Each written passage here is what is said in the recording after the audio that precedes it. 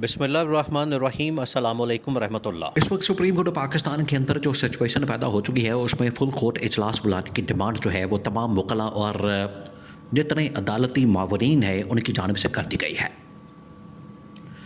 अब ये इंतहाई अहम तरीन सूरत हाल पैदा हो गई है, बहुत अहम तरीन, और ये पाकिस्तान के लिए भी बड़ी खौफनाक है, इस हुकूमत के लिए भी बड़ी खौफनाक है, क्योंकि हुकूमत जो समझ रही थी कि हमने चीज़ों को बड़ा स्टेबल कर लिया है 26वीं आईनी तरमीम करके, तो हमने मामलात को बड़ा बेहतर कर लिया है, अब हमें कोई मसला नहीं है, ना इस्टेब्लिशमेंट से मसला है, उधर भी हमने एक्सटेंशन दे दी है, इधर भी हमने अपनी मर्ज़ी के जजेस अपने कंट्रोल में कर लिए हैं, अब कोई मसले वाली बात नहीं है।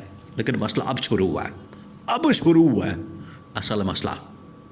अब इनके गले में पड़ने जा रही हैं तमाम चीज़ें जो इन्होंने सुप्रीम कोर्ट ऑफ पाकिस्तान को जिस तरीके से सियासी तौर पर इस्तेमाल करने की कोशिश की, अब खाता खुला है। देखिए, वहाँ पर एक इस्लामाबाद में 3-4 बड़ी अहम तरीन बिल्डिंग्स हैं, अहम तरीन इमारतें हैं, उनके दरमियान अब रस्साकशी और लड़ाई शुरू हो गई है। एक है वो वहाँ पर इमारत वज़ीर आज़म हाउस की, दूसरी है सुप्रीम कोर्ट ऑफ पाकिस्तान की, तीसरी है पार्लियामेंट की, चौथी है ऐवान सदर यानी कि प्रेसिडेंशियल हाउस। और चारों जगहों के ऊपर इस वक्त लड़ाई और झगड़े हो रहे हैं। प्राइम मिनिस्टर के अंदर भी उनकी नाअहली, नालायकी और निकम्मापन सामने आ चुका है। पाकिस्तान में भी उनकी कोई वक़्त और औकात नहीं है, आलमी सतह के ऊपर भी कोई लिफ्ट कराने को तैयार नहीं है। तो शहबाज शरीफ वहाँ पर बिल्कुल एक बेइख्तियार किस्म का, लाचार किस्म का, बेबस किस्म का, यतीम मस्कीन किस्म का वज़ीर आज़म है। इमरान खान की कॉल से इतना डर जाता है कि वो शहबाज शरीफ नवाज शरीफ के पास पहुँच जाता है कि पाजी हो उनकी करिए। दूसरी जो बिल्डिंग है पार्लियामेंट, वहाँ पर आपको पता है नून लीग, पीपल्स पार्टी और उसके अंदर पीटीआई वहाँ पर जिस तरीके से आजकल सेशन हो रहा है, इजलास हो रहा है, पीटीआई तो दबा के वहाँ पर एहतजाज करती है। और वही अंदाज़ जो शहबाज शरीफ ने बताया हुआ है, ऊ वाला, वही सेम जो एहतजाज है वहाँ पर होता है।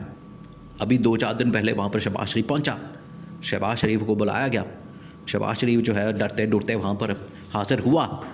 तो वहाँ पर जिस तरीके से उसका एक ऑपोजिशन ने एहतजाज करके इस्तकबाल किया, उससे तो शहबाज शरीफ के होश ठिकाने लग गए। और शहबाज शरीफ अब कभी भी गलती नहीं करेगा पार्लियामेंट के अंदर आने की, क्योंकि उसको पता लग गया है कि पार्लियामेंट जो है वो मुकम्मल तौर पर हमारे हाथ से निकल गई है। तो बतौर प्राइम मिनिस्टर वो भी ओहदा बिल्कुल बेवक्त और बेइख्तियार सा बन चुका है। अब ऐवान सदर है, ऐवान सदर के अंदर बैठा हुआ है पीपल्स पार्टी का सदर आसिफ जरदारी। आसिफ जरदारी जो है अब यहाँ पर डबल गेम कर रहा है इनके साथ। वो डबल गेम ये है कि पीपल्स पार्टी ने बिलावल भुट्टो को लॉन्च करने का फ़ैसला कर लिया, और उनको पता है कि ये जो साल है तब्दीली का साल है। अगर इस साल में हमने अपनी हुकूमत बना ली, अपने आप को हमने इस्टेब्लिश कर लिया, अपने आप को हमने मसलत कर दिया, इंस्टॉल कर दिया, सिंध से निकाल के हम इस्लामाबाद के अंदर आ गए, तो ठीक है।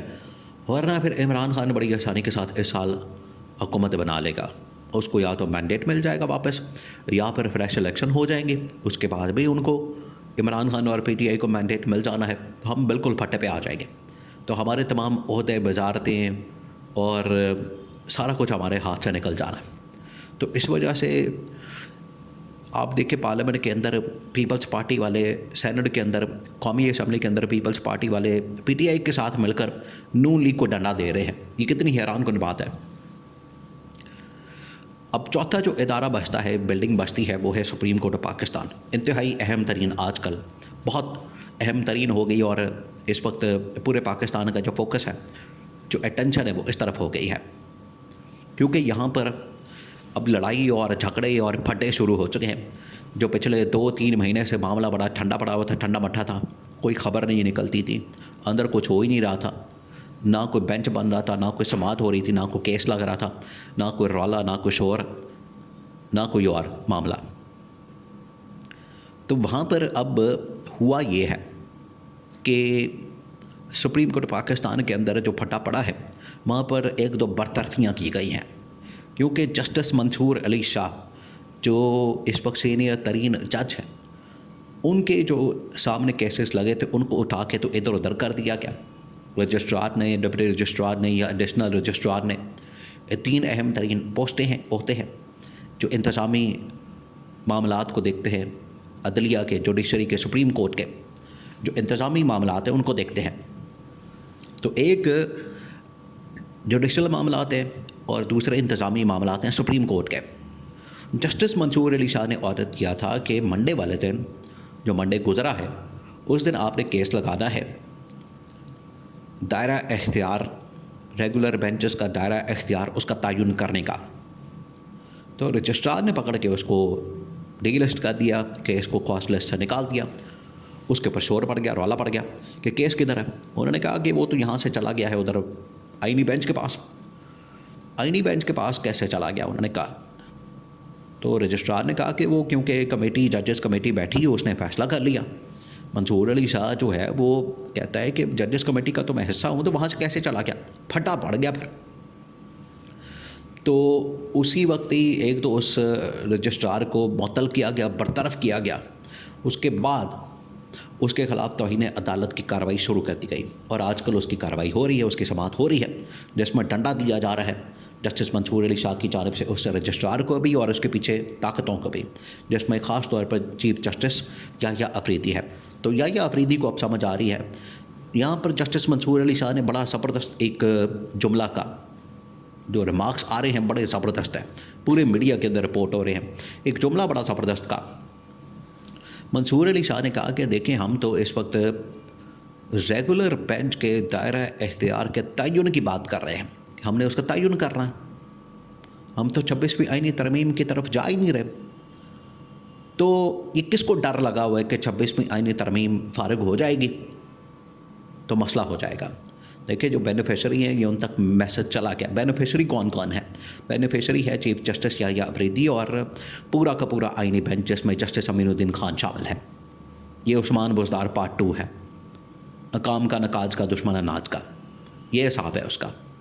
तो मंसूर अली शाह ने बता दिया है कि मेरा तो मकसद ही कुछ और है, मैं तो यहाँ पर दायरा इख्तियार के मुतालिक बात कर रहा था, समाअत कर रहा था, केस लगाया था, अंदर से बीच में फटा कुछ और पड़ गया। मंसूर अली शाह ने कहा कि मेरा तो ऐसा मकसद ही कोई नहीं था, आपने खुद ही शोर डाल दिया। तो अब ये हर हाल में केस चलेगा, या तो फुल कोर्ट बैठेगा या फिर हमारे पास ये केस लगेगा, चलेगा। इसके अलावा अब तीसरा रास्ता कोई नहीं है।